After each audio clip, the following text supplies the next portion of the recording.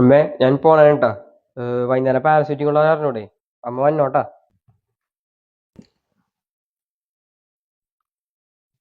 മോനെ, അമ്മയ്ക്ക് വരാൻ പറ്റൂലടാ. അമ്മയ്ക്ക് നല്ല ശരീരം വേദനയും തലവേദനയൊക്കെ ഉണ്ട്. അനി കിടക്കണത്. അമ്മ പപ്പനെ വിടാട്ടാ. അമ്മ വന്നാ മതി അമ്മ. അല്ല, എപ്പോഴും അമ്മയല്ലേ വന്നത്. ഇത്തവണ പപ്പ വരട്ടെ. അമ്മക്ക് പാടില്ലാണ്ടല്ലേ. അതെ, അമ്മ വന്നാ മതി. അവിടെ കുറെ വേറെ പിള്ളേരൊക്കെ പാരന്റ്സ് ഒക്കെ വന്നതാ, ടീച്ചറും വന്നതാ. അപ്പൊ അവരൊക്കെ ഇപ്പൊ പരിചയപ്പെടാനുള്ളതാണ്. അപ്പൊ അമ്മ വന്നാ മതി. അതിന് ടീച്ചർമാരെ പരിചയപ്പെടുന്നതിന് പപ്പ വന്നതിന് എന്താ കുഴപ്പം? അപ്പം മരിയൊക്കെ വരുമെന്നില്ല. നീ മുടിയും വെട്ടൂല, താടിയൊക്കെ നരച്ച് അയിൻ ചെയ്യൂല. അമ്മ വന്നാ മതി. നീ എന്ത് വർത്താനോടെ പറയണത്? അങ്ങേര് നിന്റെ അപ്പനാണ്. അങ്ങേരി കിടന്ന് കഷ്ടപ്പെട്ട് ഉണ്ടനോണ്ടാണ് നീ ഇങ്ങനെ നിവർന്ന് എന്റെ മുമ്പിൽ നിന്ന് സംസാരിക്കണത്. അപ്പന്റെ താടി നരച്ചി, മുടി വെട്ടണില്ല. എനിക്ക് നല്ല ദേഷ്യം വേണ്ടിട്ട് മോനെ. നീ ഇങ്ങനെ ഒന്നും പറയരുതിട്ടാ. ഇങ്ങനെ ചിന്തിക്കുക പോലും ചെയ്യരുത്.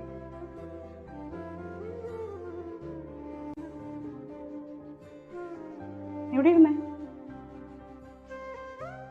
എല്ലാവരും ഈ 10 മാസം ചുമന്ന് പ്രസവിക്കണ അമ്മമാരെ കുറിച്ച് പറയും. ഇഷ്ടംപോലെ ആൾക്കാർ പറയും അമ്മമാരുടെ പ്രസവ വേദന, അല്ലെങ്കിൽ അമ്മമാരെ അനുഭവിക്കുന്ന വേദനയുടെ ആഴം, അവര് മക്കളെ വളർത്താനുള്ള ബുദ്ധിമുട്ട്, വീട്ടിലെ കഷ്ടപ്പാടറിഞ്ഞ് ചെയ്യണത് ഒക്കെ എല്ലാവരും പറയും. അമ്മമാരെ പുലർത്താൻ ഇഷ്ടംപോലെ ആൾക്കാരുണ്ടാവും. പക്ഷെ ഇതിന്റെ ഇടക്ക് മറന്നു പോകുന്ന ഒരാളുണ്ട്, അച്ഛൻ. അമ്മ 10 മാസം ചുമന്ന് പ്രസവിച്ചു എന്നുള്ളൂ. ഈ കണ്ട കാലം മുഴുവൻ നമ്മളെ രണ്ടുപേരെ ഉള്ളം കയ്യിലാണ് അവർ കൊണ്ടടക്കണത്. അതെങ്ങനെയാണ് കൊണ്ടടക്കണത്? അത്രയും കഷ്ടപ്പാട് ആ മനുഷ്യൻ സഹിക്കുന്നുണ്ട്. ഈ കണ്ട ഈ വീടും എല്ലാം ഉണ്ടാക്കാൻ എന്തോരം കഷ്ടപ്പാട് സഹിച്ചിട്ടുണ്ടെന്ന് അറിയാം.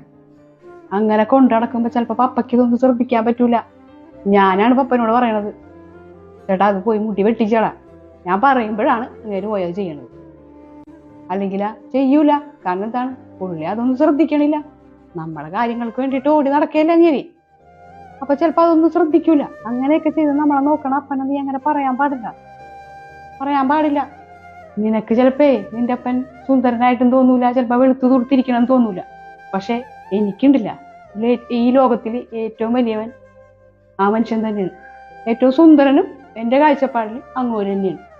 പപ്പട മുടി നിറച്ചിട്ടുണ്ടാവും, ചിലപ്പോ കവള കൂട്ടിയിട്ടുണ്ടാവും, ക്ഷീണിച്ചിരിക്കുന്നുണ്ടാവും. എന്ന് വിചാരിച്ചിട്ടേ അപ്പനല്ലാതാവണില്ല. നീ നിന്റെ കൂട്ടുകാരുടെ അടുത്തോ അല്ലെങ്കിൽ ടീച്ചറിന്റെ അടുത്തോ അഭിമാനത്തോട് പറയണം, ഇതാണ് എന്റെ അപ്പൻ. എന്നെ ഇത്രയും പഠിപ്പിച്ച് വലുതാക്കി ഇത്രയും ഇതില് നിർത്തണതിന് ഒറ്റ കാരണമുള്ളൂ, അതെന്റെ അപ്പനാണെന്ന് ധൈര്യത്തോട് നിനക്ക് നീ അഭിമാനത്തോട് പറയാനുള്ള ആർജവം നീ കാണിക്കണം. അപ്പോഴേ നീ ഒരു മോനാവുള്ളൂ. ഉച്ചക്ക് പാരന്റ്സ് മീറ്റിങ്ങിനേ പപ്പ വരും കേട്ടാ. എന്നാ ശരി, സമയം പോയി പോയിക്കോ.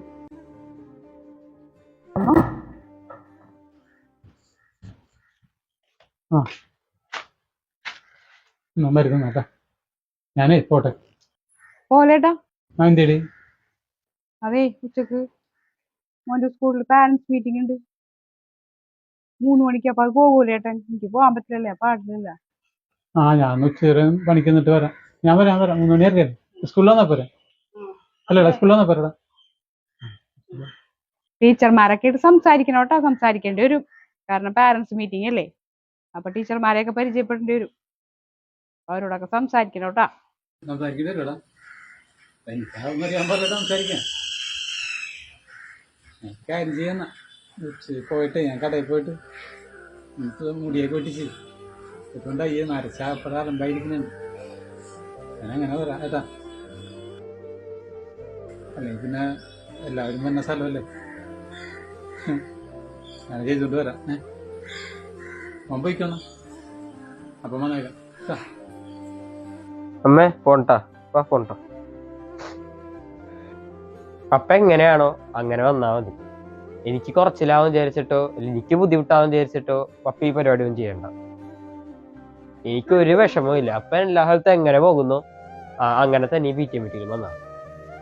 ഞാൻ പോണു. ശരിയെന്നാ, സമയം വൈകി ഇപ്പൊ തന്നെ.